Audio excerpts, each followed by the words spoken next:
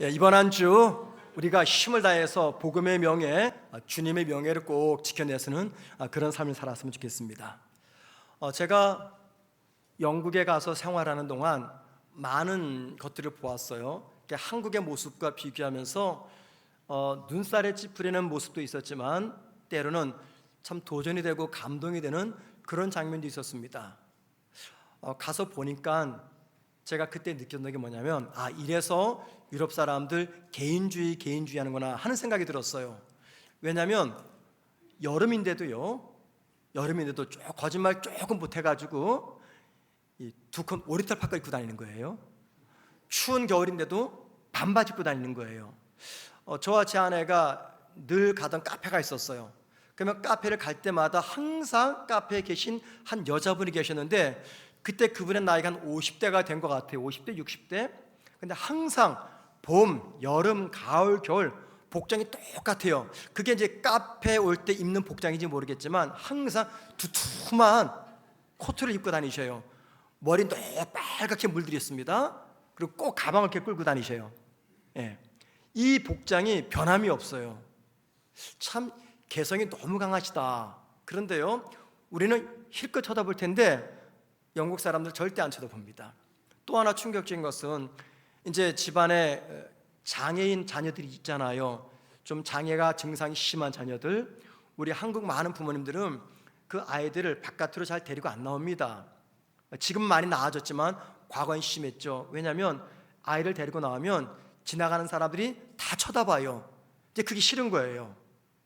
그런데요, 영국은 정말 중증 장애 자녀인데도 불구하고 다 데리고 나와요. 카페도 가고요, 식당도 가고요, 공원도 가고 어디든지 가요. 그런데 신기한 것은 그 누구도 그 아이를 쳐다보지 않습니다.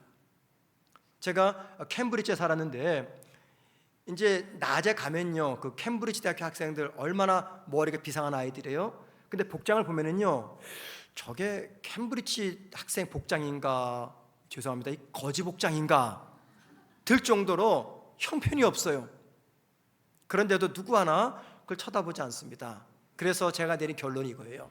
유럽 사람들의 개인주의는 적어도 다른 사람들에게는 민폐를 끼치지 않는 개인주의다. 여러분, 무더운 여름에 내가 두툼한 파카 입고 다닌다고 남들에게 피해가 돌아갑니까? 나만 땀띠 나지. 그러니까 뭐냐면 이 개인주의는 다른 사람에게는 조금도 피해를 주지 않으면서 나만을 생각하는 거예요. 체면 문화에 익숙한 제 관점으로는 이게 처음에는 납득이 안 됐습니다. 근데 지금은 제가 많이 이제 깨졌거든요. 여러분, 우리나라 문화는 어떤 문화입니까? 체면 문화예요. 많이 나아졌지만 여전히 우리 한국 사회는 체면 문화가 지배적입니다. 이 체면 문화가 뭡니까? 이미지 관리죠. 다른 사람이 날 어떻게 생각할까? 내 외모를 보고, 내 직업을 보고, 내가 타고 다니는 차를 보고 날 뭐라 생각할까 해서 어려운 가운데서도요, 수입차를 타고 비싼 차를 탑니다. 이게 다 뭡니까? 체면 문화 때문이에요. 그래서 우리가 누군가가 내 이미지, 내 명예, 내 체면에 손해를 피면요, 참지 못합니다. 분기탱천합니다. 그만큼 체면이 중요하기 때문이죠.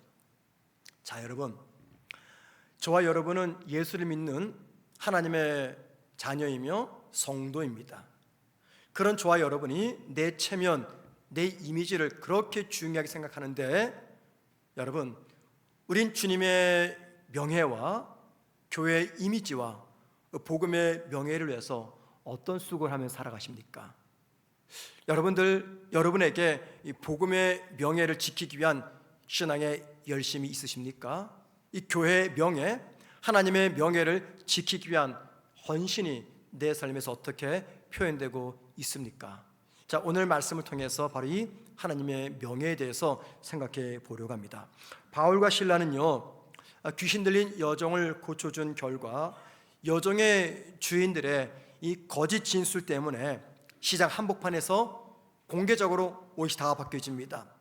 많은 매를 맞습니다. 그리고 지하 감옥에 갇히게 됩니다. 자, 오늘 본문은 바로 그 이후에 바울과 실라가 지하 감옥에서 하룻밤을 보내고 난 그 다음날 아침에 되어진 이야기입니다. 자, 날이 밝자 바울과 실라에게 매를 때리게 하고 지하 감옥에 가도록 판결 내린 이 집정관이 사람을 보내서 바울과 실라 두 사람을 감옥에서 풀어주라고 이야기합니다. 그때 바울과 실라는요, 집정관이 보낸 사람들 앞에서 이런 이야기를 들려줍니다. 오늘 본문 37절입니다.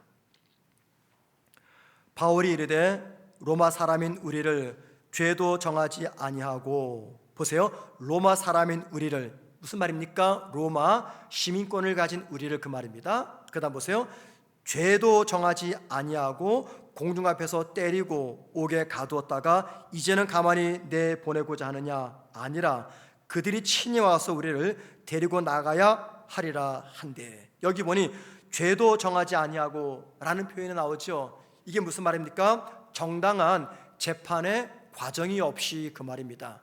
즉 유죄, 판결, 선고도 없이, 그 뜻입니다. 지금 바울은 무슨 이야기냐면 로마 시민인 자신을 정당한 재판 없이 옷을 벗겨버리고 때리고 감옥에 가둔 불법을 지적합니다. 그리고 그 불법을 누가 자행했습니까? 집정관이죠. 권력을 남용해서 정당한 판결 없이 바울을 때리고 모욕 주고 옥에 가뒀습니다. 자, 그러면서 바울이 또 이런 얘기를 합니다. 본인이 전했던 이 복음 전도 활동이 범죄 행위가 아니었다, 이런 이야기를 지금 37절에서 하고 있는 겁니다. 자, 그리고 바울이 로마 시민권자라는 말을 들었던 집정관이 서둘러 바울이 갇혀있는 이 감옥을 찾아옵니다. 그리고 나서 지금까지 되었던 모든 일들에 관해서 사과를 하고요, 공식적으로, 공개적으로, 법적으로 바울과 실라가 아무런 죄가 없음을 인정한 다음에, 그리고 두 사람을 감옥에서 석방해 줍니다. 자, 그리하여 바울과 실라의 실추된 이 명예가 회복이 됩니다. 바울이 로마 시민권자라는 말을 듣고 집정관이 왜 이런 반응을 보인 것입니까? 그 이유가 있습니다. 당시 로마 시민권자들에게는요, 몇 가지 특권이 주어졌어요. 첫 번째 특권은요, 정식 재판을 받을 권리입니다. 반드시 어떤 처벌을 하기 전에 정식 재판을 받아야 돼요. 심지어는요, 내가 원하면 로마 황제 시저 앞에 가서 재판 받을 수 있는 특권이 주어졌습니다. 또한 동시에 재판 전에 채찍질, 고문 혹은 공개 처벌, 이것들은 금지되었습니다. 재판 전에 어떤 처벌도 할 수가 없는 겁니다. 셋째, 항소권이 있어요. 1심에서 판결이 부당하면 내가 항소할 수 있습니다. 또 여행 중에 로마 군인들로부터 보호받을 특권이 있었어요. 재산권을 보호받을 수 있는 특권이 있었습니다. 이게 로마 시민권을 가진 사람들에게 부여된 특권입니다. 자, 그런데 집정관은요, 로마 시민권자에게 부여된 이 특권을 모두 무시하고 로마 시민권자였던 바울과 실라를 재판도 없이 공개 처벌을 한 것이죠. 만약에 이 사실이 로마 황제에게 알려지거나 로마 원로원에게 알려질 경우 해당 집정관은요, 직위 해임을 당합니다. 더 나아가 로마법에 따라서 처벌을 받게 되는 이 중차대한 사안입니다. 자, 그래서 집정관은요, 바울이 로마 시민권자라는 말을 듣고 직접 찾아와서 사과하고 바울을 공적으로 석방한 거예요. 자, 여기까지가 오늘 본문 이야기입니다. 자, 그런데 여러분, 오늘 본문과 지난주 말씀을 비교해 보면은 한 가지 풀리지 않는 질문이 생깁니다. 여종의 주인들이 바울과 실라를 제일 처음 시장에 있는 집정관에게 끌고 갔을 때 바울은 자신이 로마 시민권자임을 밝히지 않았어요. 만약에 그때 바울이 그 재판장 앞에서 나는 로마 시민권자입니다 라고 밝혔다면 집정관은요, 공정한 재판을 통해서 이 바울의 무고함을 밝혀냈을 거예요. 그런데 그때는 자신이 로마 시민권자임을 밝히지 않고 있다가 모진 고문을 당한 다음에 집정관이 이제 감옥에서 나가도 된다라고 할 때 왜 바울은 자신이 로마 시민권자라고 밝혔는가라는 겁니다. 왜 그랬을까요? 오늘 설교는요, 바로 이 질문에 대한 답을 찾는 겁니다. 그리고 그 이유를 알기 위해서는요, 저와 여러분이 1세기로 돌아가야 됩니다. 바울 당시 1세기, 그것도 바울이 살았던 이 지중해 사회, 지중해 사회란 이스라엘, 이집트, 터키, 그리스, 로마, 여기를 지중해라고 말합니다. 1세기 때 이 지중해에 있었던 한 문화를 우리가 이해할 필요가 있습니다. 여러분, 매 시대마다 그 시대 사람들의 정신과 문화와 삶을 끌고 가는 사회적 정신, 사회적 가치가 있습니다. 이게 눈에 보이지 않아요. 또 이렇게 문서화되지도 않았습니다. 누가 이게 우리 시대의 정신입니다 말하지도 않습니다. 그런데 우리 모두가 공감하는 이 시대의 정신과 가치가 있어요. 그리고 사람들은 항상 그 시대의 정신과 가치에 따라서 행동을 합니다. 지금 우리도 우리 시대에 가치가 있어요. 그 가치를 따라서 살아가고 있는 중입니다. 자, 바울 당시 1세기 지중해 사회 속에 사람들의 정신과 삶과 문화를 끌고 갔던 가장 중요한 사회적 가치, 사회적 정신이 무엇이었느냐면요, 명예와 수치라는 개념입니다. 명예와 수치. 그래서 여러분들이 신약 성경을 읽을 때 바로 이 명예와 수치라는 안경을 쓰고 신약 성경을 보시게 되면 풍성한 말씀의 은혜를 누리게 됩니다. 여러분, 명예가 무엇입니까? 명예란 다른 사람들로부터 인정받는 궁극적인 가치를 말합니다. 다른 사람들이 나를 인정해 주죠. 이 가치를 말합니다. 당시 명예는요, 두 가지 방법에 의해 주어졌어요. 첫 번째는 귀속된 명예입니다. 이것은 가문, 출신 등 출생을 통해서 가족들로부터 태어나면서부터 내가 물려받은 명예입니다. 내가 귀족 집안의 자식으로 태어나면 그 귀족에게 부여됐던 명예가 나한테까지 귀속되는 거죠. 이게 귀속된 명예입니다. 두 번째는 획득된 명예예요. 이건요, 한 개인이나 공동체가 영웅적 행동을 함으로 말미암아 그 사회가 공식적으로 인정해준 그리고 수여한 명예를 말합니다.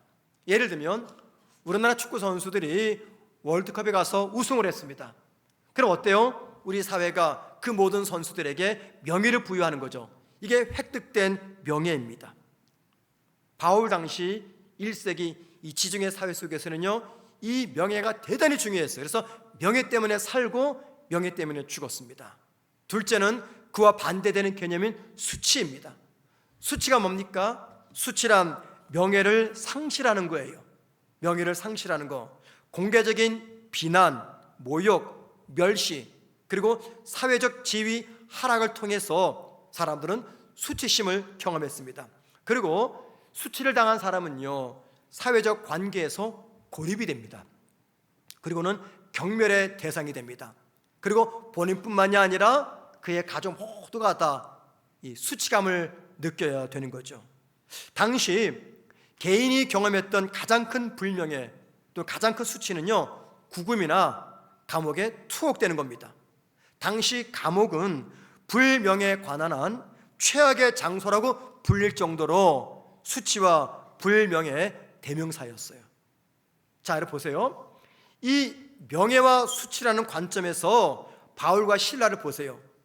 공개적인 장소에서 재판도 없이 옷이 벗겨집니다. 매를 맞습니다. 지옥 감옥에 갇힙니다. 이게 뭡니까? 그 시대의 최고의 불명예 또는 극심한 수치를 당한 것을 보여줍니다. 그러면 여러분, 바울은 왜 처음부터 자신이 로마 시민권자임을 밝히면서 이 수치심을 피하지 않은 것인가 라는 겁니다. 왜 그랬을까요? 성경은 그 이유를 언급하지 않습니다. 그래서 왜 바울이 처음부터 자신이 로마 시민권자임을 밝히지 않았는지 그 이유를 명확히 알 수가 없어요. 그런데 여러분, 저와 여러분이 바울의 입장이 된다면은 그 이유가 무엇인지 얼마든지 추측 가능합니다. 자, 이제 여기 바울이 서 있습니다. 우리 모두가 묻는 거예요. 바울에게, 사도 바울, 왜 그때 사람들이 당신을 시장으로 끌고 갈 때 왜 내가 로마 시민권자다라고 밝히지 않은 겁니까? 물어본다면 바울이 뭐라고 답을 할까요? 아마 아직 세 가지 중에 하나일 겁니다. 첫째, 나는 복음을 전하기 때문에 고난당하는 것을 당연한 것으로 여겼습니다. 그래서 굳이 내가 그 고난을 피하기 위해서 로마 시민권자라고 말하자는 겁니다. 자, 두 번째, 당시 상황이 너무나 긴박하게 돌아가서 차마 내가 로마 시민권자라고 밝힐 시간적 여유가 없었습니다. 셋째, 옷이 벗겨지고 매를 맞고 감옥에 갇히는 이 모든 과정이 누군가에게 복음을 전하는 결정적 계기가 될지 모른다고 내가 생각했기 때문입니다. 나는 하나님의 주권을 믿었기 때문에 이 사건을 통해서 누군가에게 복음이 전해지겠다 싶어서 로마 시민권자임을 밝히지 않았습니다. 이 세 가지 이유 중에 하나일 겁니다. 자, 그런데 여러분, 그랬던 바울이 감옥에서 죽도록 매를 맞고 고생을 하고 날이 밝아서 몰래 바울과 실라를 빼내보내는 그 집정관에게 무슨 이유 때문에 자신이 로마 시민권자라고 밝힌 겁니까? 왜 그랬을까요? 자신의 추락된 명예를 회복하기 위해서입니까? 아니면 그때 정신을 번쩍 차리고 내가 로마 시민권자였네 해가지고 집정관에게 말한 겁니까? 왜 그랬을까요? 이건 역시 성경에 기록되지 않고 있어요. 하지만 역시 저와 여러분이 바울의 입장이 된다면 왜 바울이 그때 가서 로마 시민권자임을 밝혔는지 그 이유를 우리가 추측할 수 있습니다. 추측 가능한 이유 두 가지가 있어요. 첫 번째, 여종의 주인들이 바울과 실라를 기소했잖아요. 기소 내용이 무엇이었습니까? 바울이 전하는 복음이 로마법을 대적하고 빌립보 사회 질서를 허물어뜨리고 있다, 어지럽힌다, 이게 기소 내용이었습니다. 자, 만약에 이 상황에서 집정관이 원했던 것처럼 바울과 실라가 우리를 살려준대, 너무 고맙네 하고 그냥 빠져나왔다면 그 다음에 어떤 일이 벌어질까요? 지금 빌립보 사람들은 모두가 압니다. 바울과 실라가 왜 감옥에 갇혔는지. 여종 주인의 말에 의하면 바울이 전하는 복음은요, 빌립보 사회 질서를 어지럽히는 이단 사상입니다. 만약 이 상황에서 바울과 실라가 그냥 잘 빠져나왔으면요, 그들은 위기에서 벗어날 수 있었지만 더 이상 빌립보와 마게도냐 그리스에서 복음을 전할 수는 없었던 겁니다. 왜 그럴까요? 바울이 복음을 전할 때 누가 이단 가르침을 받겠습니까? 로마법을 대항하고 빌립보 사회를 어지럽히는, 내가 괜히 그거 복음 믿었다가 나 역시 바울처럼 감옥에 갇히는 거 아니야? 이런 생각이 들었기 때문에 바울이 전하는 복음을 믿지 않았을 거예요. 자, 그래서 바울이 필요한 게 뭐냐면 자신이 로마 시민권자임을 밝히는 겁니다. 자, 두 번째입니다. 이 빌립보에는 누가 있습니까? 바울이 전하는 복음을 듣고 예수를 믿은 루디아와 그녀의 가족이 있습니다. 또 누가 있어요? 간수와 그의 가족들이 있어요. 또 누가 있을까요? 성경에 기록되지 않았지만 분명히 바울이 빌립보에서 머무는 동안 여러 명이 바울이 전하는 복음을 듣고 예수님을 영접했을 거예요. 만약에 바울이 불명예스럽게 조용히 빌립보를 떠나면 어떻게 됩니까? 이 빌립보에 남아서 신앙생활하게 될 루디아와 그녀의 가족들과 간수와 그의 가족들과 무명의 그리스도인들은요, 빌립보 사람들에게 이 사회를 어지럽히는 이단 사상을 믿고 따르는 무리라고 하는 불명예스러운 오명을 받았어야 됩니다. 그래서 바울은 예상되는 이러한 문제들을 해결하기 위해서 자신의 명예를 회복할 필요를 느낀 겁니다. 왜냐하면 이게 중요합니다. 왜냐하면 바울은요, 이렇게 생각했어요. 나의 명예는 그 복음의 명예이고 내 명예는 주님의 명예이고 내 명예는 교회의 명예였다라고 생각했기 때문입니다. 바울이 자신을 로마 시민권자로 밝힌 이유는요, 빌립보와 마게도냐에서 복음을 전하기 위해서였고 장차 빌립보에 세워질 교회와 성도들 때문이었습니다. 자, 저는 지금까지 바울이 이 감옥에 갇힌 이후에 일어난 이야기를 말씀을 드렸어요. 여러분, 사도행전을 기록한 사람이 누가입니다. 누가는 바울에 관한 많은 이야기들이 있는데 왜 하필 이 이야기를 오늘 본문에 기록했을까요? 왜 그렇습니까? 무슨 의도 때문에? 바울이 로마 시민권을 이용해서 개인의 명예를 회복한 다음에 감옥에서 무사히 풀려났음을 알려주기 위해서 이 내용을 기록했을까요? 아닙니다. 절대 아닙니다. 복음 전도자는 사회 질서를 파괴하는 범법자가 아니고 빌립보에 세워질 교회와 성도들은 수치를 받아야 될 사람과 대상이 아님을 밝히기 위해서입니다.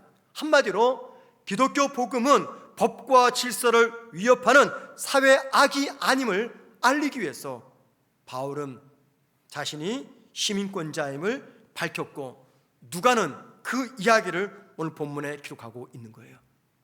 자, 그러면 여러분,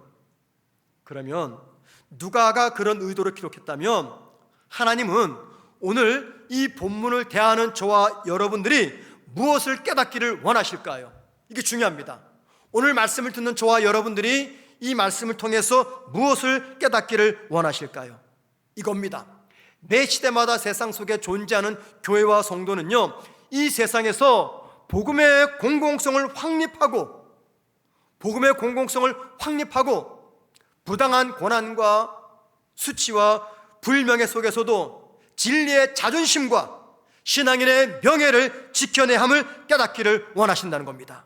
다시 말씀드립니다. 복음의 공공성을 확립하고 부당한 고난과 수치와 불명예 속에서도 진리의 자존심과 신앙인의 명예를 지켜내야 함을 깨닫도록 하기 위해서 이 말씀을 저와 여러분에게 주신 것입니다.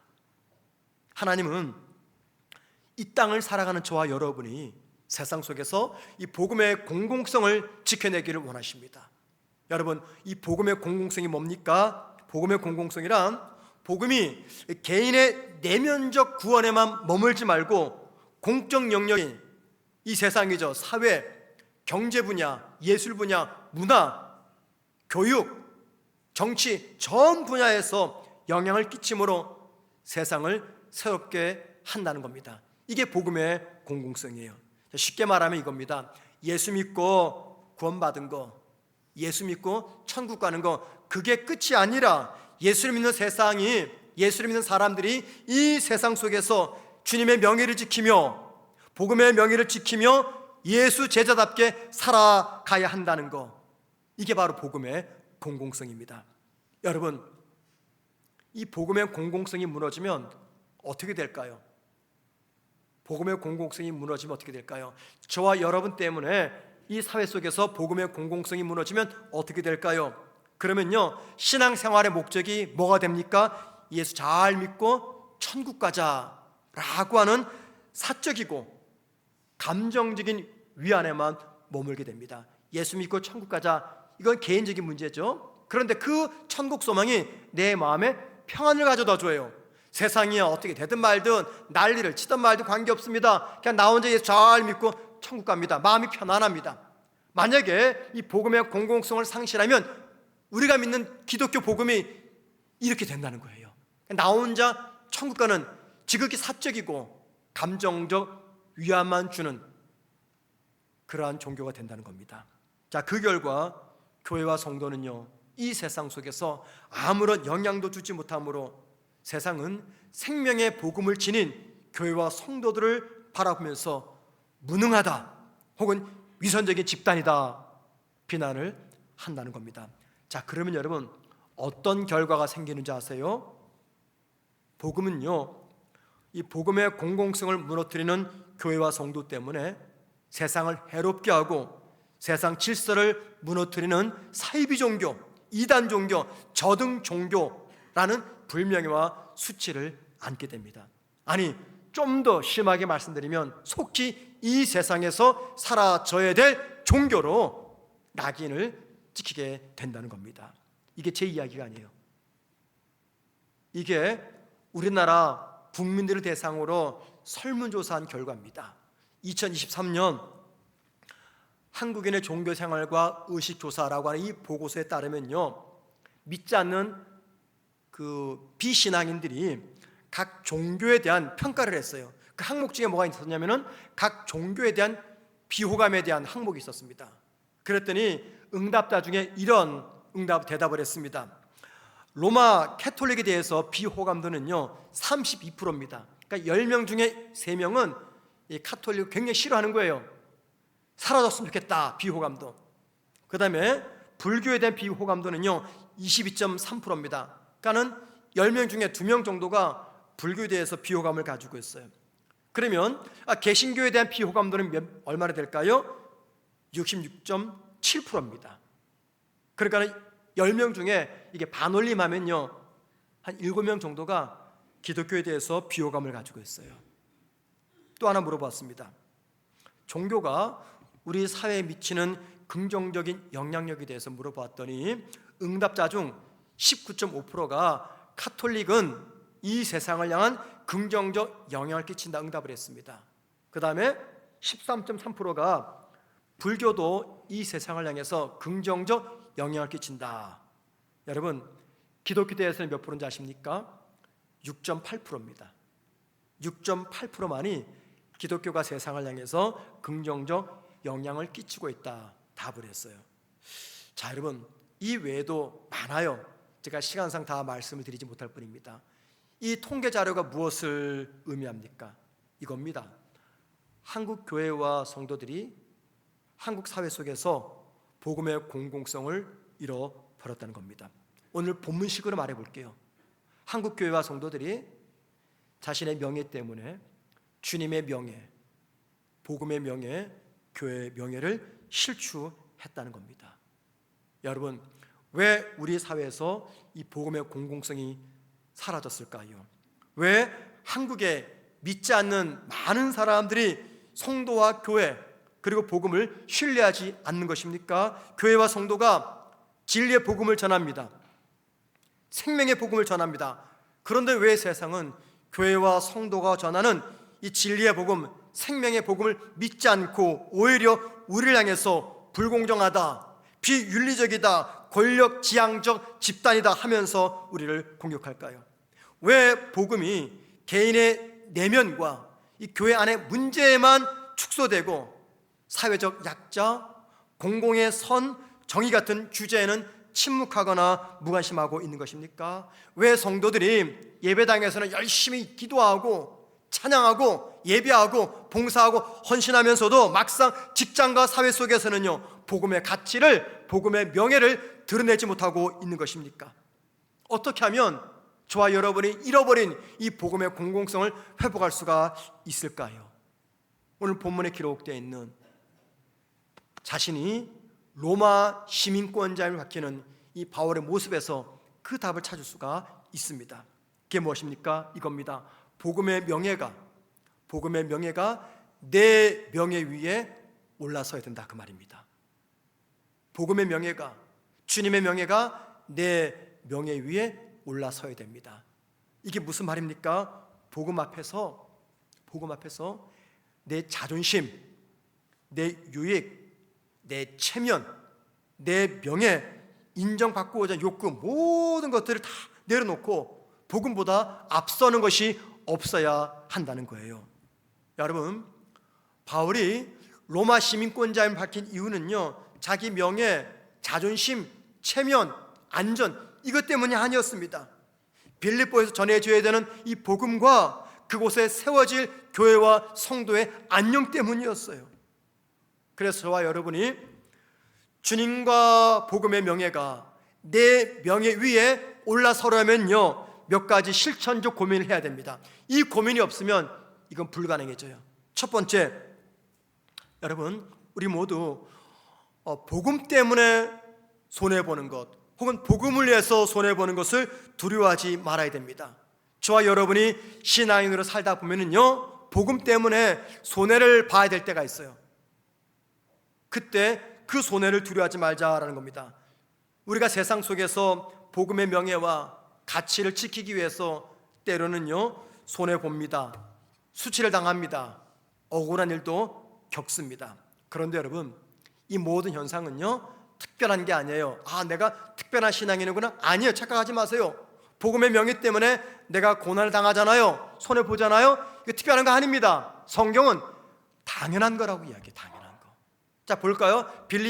디모데후서 3장 12절입니다. 무릇 그리스도 예수 안에서 경건하게 살고자 하는 자는 박해를 받으리라. 보세요, 경건하게 살고자 하는 자, 이게 무슨 말입니까? 복음의 명예를 위해서 살고자 하는 자, 복음의 가치를 위해서, 주님의 명예를 위해서 살고자 하는 자는 박해를 받는다. 이거 당연하다, 그 말입니다.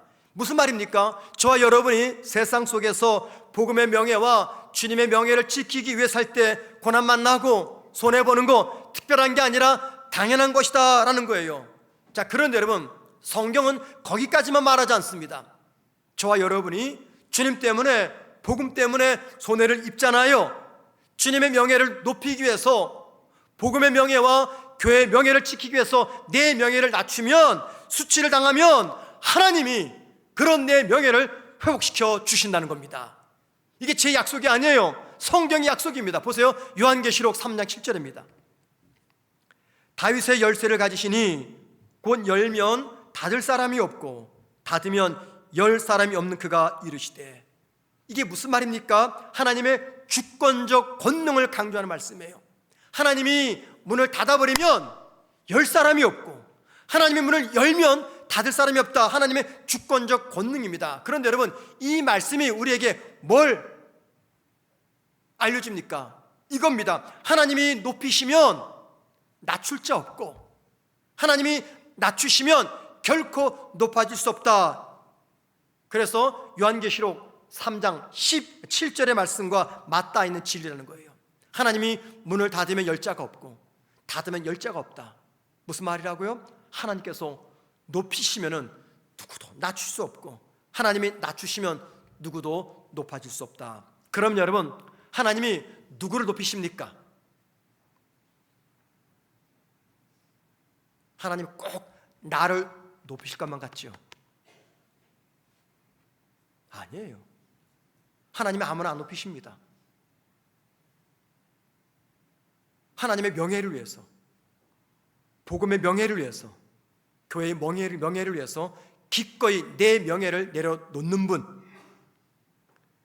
복음의 명예 때문에 기꺼이 내가 낮아지는 분, 주님의 영광 때문에 기꺼이 내가 손해보는 길을 선택하는 분, 그런 분들을 하나님께서 때가 되면 반드시 높여주신다는 겁니다. 그래서 복음 때문에 손해보는 거 너무 두려워하지 마세요. 두 번째, 복음이 내 명예보다 위에 있기 위해서는요, 복음을 위한 불편과 비난을 감수하셔야 됩니다. 복음의 명예가 내 명예 위에 올라서려면 복음 때문에 당하는 불편과 비난을 감수하셔야 돼요. 여러분, 우리 주변에 아직 예수를 믿지 않는 분들이 참 많습니다. 이 가족 중에도, 지인 중에도, 친구 중에도 참 많아요. 그런데 여러분, 차라리 남남인 사람 있잖아요. 한 번도 본 적이 없는, 그냥 길거리에서 만난 사람들에게는 내가 예수 믿으세요, 신앙생활 하십시오, 전도하는 게 그리 어렵지 않아요.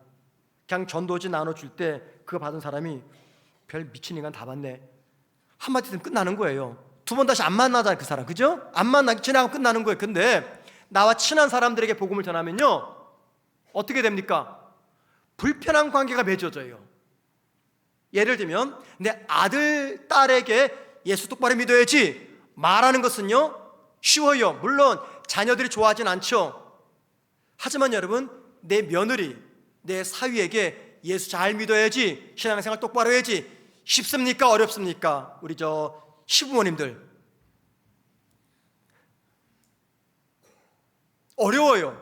왜 어렵습니까? 말 잘못했다가 괜히 며느리와 우리 관계가 껄끄러워질까 봐, 괜히 말 잘못했다가 사위와 내 관계가 어색해질까 봐, 그래서 우리는요, 말을 잘 못해요. 심지어 여러분 자녀 중에 사춘기 있죠? 가장 무서운 아이들. 신앙생활 제대로 못할 때 너 그따위로 예수 믿을래? 신앙생활 제대로 안 할래? 야단치면 어떻게 됩니까? 우리 자녀들 막 화를 내죠. 감당이 안 돼요. 부모들이 그게 싫은 거예요. 사춘기 아이들 건들기 싫은 거예요. 시한폭탄 같아요. 놔두는 겁니다. 불편할까 봐. 엄마, 뭐 아무나 서울대 가는 줄 알아? 교회 갈 거 다 가고 어떻게 서울대 가? 서울대 가지도 못하면서. 불편한 거예요. 그래서 가장 친한 사람들에게는 더 복음 전하기가 어려운 겁니다. 불편한 관계가 형성이 될까 봐. 여러분, 그런데 말이죠, 저와 여러분이 가정에서 좋은 부모가 되기를 원하고, 좋은 배우자가 되기를 원하고, 좋은 자녀가 되기를 원합니다. 쿨한 부모, 이해심 많은 부모. 저도 그랬거든요. 우리 자식들에게 아빠는 쿨해, 아빠는 이해심이 참 넓어, 이런 말 듣는 게 굉장히 흐뭇했어요. 근데 지나고 나니까 틀렸어요. 저는 우리 아이들이 자라면서 우리 아빠는 나를 많이 이해해, 정말 쿨해, 다른 부모와 달라 라는 말을 듣고 싶었어요. 그래서 아이들이 신앙생활 제대로 못할 때 그 아이들과 제 관계가 어색하게 될까봐, 불편해질까봐 열심히 신앙생활 해야지 강력하게 말을 못했습니다. 제가 속았어요, 여러분들. 물론 그렇다고 해서 우리 아이들이 신앙생활을 엉망을 하는 게 아니에요. 오해하지 마세요. 예.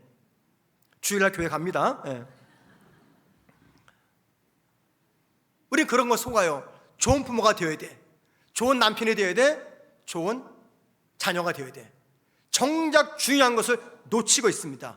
뭡니까? 내가 어떤 상황에서도 복음적 사람이 되어야 돼. 이걸 놓치고 있어요. 좋은 부모는 되는데, 좋은 배우자는 되는데, 좋은 자식은 되는데 정작 복음적 사람이 되지 못하고 있습니다. 여러분, 이 복음적 사람이 된다는 거, 이게 뭡니까? 복음이 내 명예 위에 올라가는 거예요. 자, 그렇게 되면은요, 가족들 간의 불편한 관계, 가족들로부터의 비난을 감수하더라도 그들에게 복음을 전한다는 겁니다. 복음이 내 명예 위에 올라서야 되는 것을 아는 분들은요, 좋은 사람이 되려고 애쓰지 않습니다. 대신에 복음적 사람이 되려고 애씁니다. 세 번째입니다. 복음이 내 명예보다 올라서기 위해서는요, 일을 하면서 칭찬받지 못해도, 인정받지 못해도 묵묵히 맡은 일을, 사명을 감당합니다. 우리가 교회나 가정이나 일터에서 남들보다 더 많이 수고합니다. 열심히 일해요. 애씁니다. 그런데 사람들로부터 그에 준한 인정을 받지 못할 때가 종종 있어요. 자, 그러면 우리 마음속에 뭐가 생겨요? 섭섭한 마음이 생깁니다. 그리고 그 섭섭함이 나를 알아주지 않는 사람과 불편한 관계를 맺게 되면은요, 잘 들으세요, 그 순간 나는 내 명예를 복음 위에 올려놓는 겁니다. 자, 그런 분은요, 자신의 명예를 지키려 하다가 복음의 대적자가 되고 맙니다. 복음 앞에서 내 명예 내려놓으실 때 내가 열심히 수고해도 남들이 인정하든 인정하지 않든 신경 쓰지 않고 묵묵히 믿음으로 맡은 일을, 사명을 감당합니다. 네 번째, 복음이 내 명예 위에 올라서려면요, 무엇을 결정하든지 세상의 가치와 정신, 내 기준이 아닌 복음의 가치와 정신과 복음의 기준으로 결정해야 됩니다. 여러분, 저는 지금까지 네 가지 실천적 방안을 말씀드렸습니다. 복음이 내 명예 위에 올라서려면 복음 때문에 손해보는 거 두려워하지 말자. 복음 때문에 불편과 비난을 감수하자. 복음 때문에 누가 나를 인정하지 않아도 참고 묵묵히 사명 감당하자. 복음 때문에 세상의 기준과 정신이 내 기준이 아니라 복음의 기준을 따라 결정하자. 저와 여러분이 복음을 내 명예 위에 올리려면 이 네 가지 실천적 결단이 필요합니다. 자, 여러분, 이제 마지막으로 여러분에게 묻겠습니다. 평소 여러분들은 누구의 명예를 더 높게 올려놓고 살아가십니까? 복음과 예수님의 명예를 더 소중하게 생각해서 그 명예 아래 나를 내려놓습니까? 아니면 내가 복음과 주님의 명예 위에 올라갑니까? 내 체면보다 복음의 명예 때문에 내가 아픔, 고난, 손해본 것을 선택한 적이 과연 몇 번이나 되십니까? 낮아져야 된다 하는 말씀을 들으면서도 꺾이지 못합니다. 끝까지 고집을 부립니다. 그 이유가 복음의 명예, 그의 명예가 아니라 내 명예 때문은 아닌지요. 여러분, 하나님 앞에서 내가 내려야 될 내 명예가 무엇입니까? 오늘 예배를 드리면서 저와 여러분에게 이런 고백이 있었으면 좋겠습니다. 하나님, 내 명예가 부서져서 당신의 명예가 세워진다면 그것이 저에게 가장 큰 영광입니다. 주님, 내 명예가 산산조각 부서짐으로 말미암아 복음의 명예가 세워지고 누군가 영원히 견고히 세워줄 수 있다면 그것이 저에게 가장 큰 영광입니다 라는 고백입니다. 사도 바울의 삶을 한 문장으로 요약하자면 이런 문장이 됩니다. 복음이 훼손될 때는 말하고 내가 손해볼 때는 침묵한다. 다시 말씀드립니다. 복음이 훼손받을 때는 말하고 내가 손해볼 때는 침묵한다. 여러분 어떻습니까? 복음이 훼손당할 때 말하십니까? 침묵하십니까? 내가 손해당할 때 말하십니까? 침묵하십니까? 나는 내 명예를 지키는 사람입니까? 아니면 이 복음의 명예를 지키는 성도입니까? 사랑하는 성도 여러분, 여러분은 복음의 명예를 위해서 무엇을 날마다 내려놓고 계십니까? 내 체면보다, 내 감정보다, 내 명예보다 더 귀한 게 복음의 명예이며 주님의 명예입니다. 그래서 이 복음 앞에서는요, 자존심도, 체면도, 인정받고 싶은 욕망도 내려놓으셔야 됩니다. 왜냐하면 복음보다 앞서는 것이 없기 때문이에요.